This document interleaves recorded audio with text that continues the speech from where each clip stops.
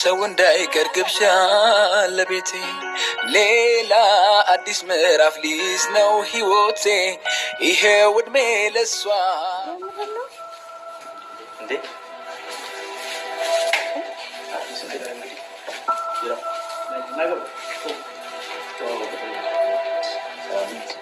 ጓደኛዬ ነው እንግዲህ ጓደኛዬ ሽጥቂና ወይ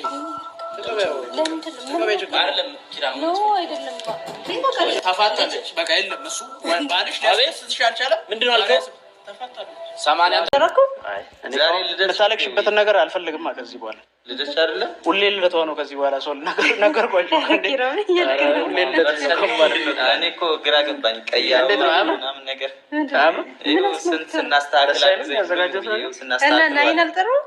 አንቺ ደግሞ ናሂን አያት በይ እንዴ ያዘጋጁት ምንም አይመስልሽም?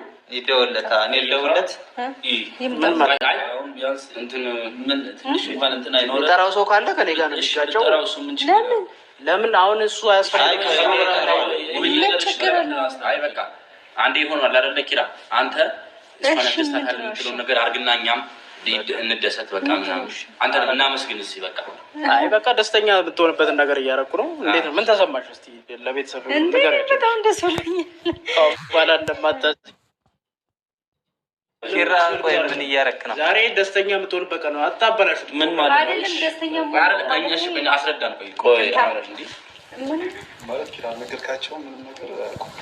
አይ ምንም ያውቁት ነገር የለም። በቃ የሆነ ቆይ ምን እያደረክ ነው? እሺ አበባ ለምንድን ነው? እኔ ልቀበል አበባ ለምን ሰርፕራይዝ ነው? ሻንጣ በቃ እሺ ኮንታክት ችግር የለም። ቆይ ሌላ ሰርፕራይዝ ነው ኪራ።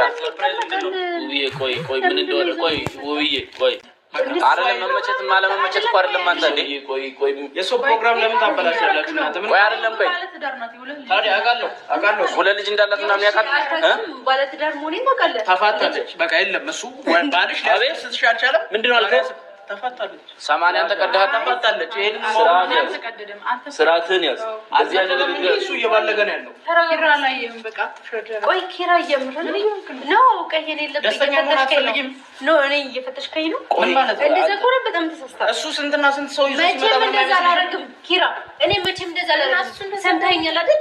እንዴት እንደዛ ታስባለህ እንዴ? እሱ ምንም አይመስልሽም? እሱ ያን ሁሉ ሰው ይዞ ሲመጣ የፈለገውን ያምጣ። ታዲያ እኔ እንደሱ መሆን አለብኝ? ገደል ሲገባ ብሬ ገደል ገባ ነው። አይደረግም ማለት ኪራ ናይን ጠርቼዋለሁ። ሌላ ችግር እንዳይፈጠር እየመጣ ነው። አሁን ለምን ጠራው? ከዛሬ ድረስ ይሄን ሁሉ ነገር አብረኛ አዘጋጅተህ እንዴት ትጠራለህ? አይደረግም። እኛን መሸወድ የለብንም። እንዴት ሸውዳለናል? ይሄን ሁሉ መጠራት አልነበረም። አይና በቃ ነገሮች ይሄድ ስትሰጣታል ያዘው የትም ይሄድ። አሁን ችግር ሳይፈጠር አልቀበልም። ተቀበያለሽ በግድ ያገባታል። ቆይ ንገረኝ። ቆይ እሷ ባለ ትዳር ናት። ወዴታው አይደል እንደ ሴቶች የሚጨንቅላት ባል ነው አላት። ስማ እሺ፣ የሚጨንቅላት ልንገርህ። እኔ እስከ ዛሬ በጥሩ ነበር አንተን የምረዳ። ለማውራት እንኳን እኮ አይችልም። አፉን ማውራት ራሱ ማይችል ሰው የሚረዳው ሰው አጥቶ ልንገርህ፣ የሚረዳ ሰው አጥቶ እሺ። ከዚህ በላይ ሰው አይረዳም። ከዚህ በላይ ምን እንድናረግ አንተ እንደ ወንድም ቢያንስ ሁለቱን አታማክር። ይሁንክ ነው ያለው ኩቻ አይደል? አንተ ተረጋጋ። አንተ በጣም ጥፋት ነው ያጠፋኸው። አሁን ይሄ ነገር ይገባታል ነው ብዬ ምን ይገባታል ማለት ነው? ይገባል አይገባም ሳይሆን አንተ ለምንድን ነው እንደዚህ የምታረገው? በቃ አንቺን ደስታ ፈልጋለሁ፣ ደስተኛ እንድትሆኚ ነው። በቃ ለምን ጠራው አንተ? ቆይ ሲጀመር ጓደኛን እዚህ ጋር ማስቀየም አልፈልግም። ገብቷል አይደለ? አይ ባለ ትዳርና የልጆች እናት ነው አይደል? የልጆች አባት እኮ ነው ያስቀየመሽ ያለው እኮ። እሱን ነው ማስማማት የነበረብህ። አልስማማ አለ መቼ ልስማማ እንደምችል አታውቅም እኮ። ታዲያ እኔ ግዴታ ሰው ሴት ጋር ሄደ። እሷ ህፃን ልጅ አይደለችም። ይሄ ልጅ እንዳይመጣ ይሄው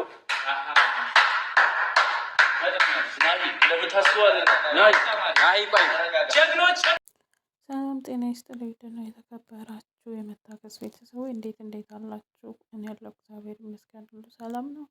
እናንተም ባላችሁበት ሰላማችሁ በስትረፍ ይበል እያልኩ ዛሬ እንግዲህ መጥቻለሁ ማለት ነው። ይህን 2 ቀን ጠፋ ብያለሁ። ያው እንግዲህ በዓል ስለተደራረበ ነው። በጣም ይቅርታ እያልኩኝ በመጀመሪያ እንኳን አደረሳችሁ ለፈረንጆቹ አዲስ ዓመት ማለት ነው።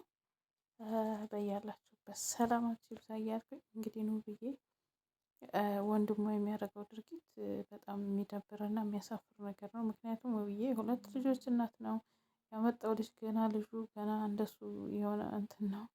ከዛ ሲቀጥል ደግሞ የውብዬ ደስታ ከልጆቿ አባት ጋር ታርቃ የልጆቿ የአባትም የእናትም ፍቅር አግኝተው ያርሱ ነው ትልቁ ደስታ። ማለት እንደ ወንድም እንትን የምትል ከሆነ ቢያጠፋም እሱንም ናሂንም ውዬንም እንደ እህት እንደ ወንድም ተቆጥታ እንደ ትልቅ ዛሬ ላይ እንደሰማሁት ታላቋ ነው መሰለኝ መክረህ ገስጠህ ማስታረቅ ነው እንጂ አንተ ለልጆቿ አባት መሆን አትችልም። ነግረውሃል በተደጋጋሚ አጎት መሆን እንጂ የአባታቸውን ቦታ ወይንም የማንንም ቦታ አትተካላችሁም። ለጊዜው እዚህ ልትል ትችላለህ፣ ግን አብረሃት ዘላለም የሚኖረው የልጆቹ አባት ነው። አዎ ችግር ትዳር ውስጥ የገባው ችግር ያመጣው ናሂ ነው በየዋህነት፣ ግን ደግሞ ቢሆንም አለው ነገር ትዳር አንዳንዴ ዩቱበሮች የቃቃ ጨዋታ እያደረጋችሁት ነው ለመሰለኝ። የምሬን ነው የምላችሁ። ብዙ ሰው ሲቀጥል ብዙ ሰው ስለገባበት መቼም አይታረቁም።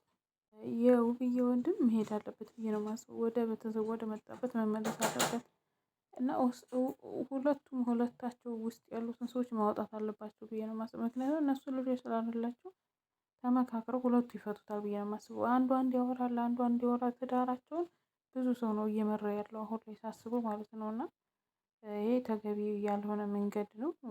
እውነት እንደው አሁን ይሄን አምጥተን ሀይል ለማናደድ ካልሆነ እንዲሁ ሁለት ገና ራሱ እኮ ልጅ ነው ራሱ ያረግር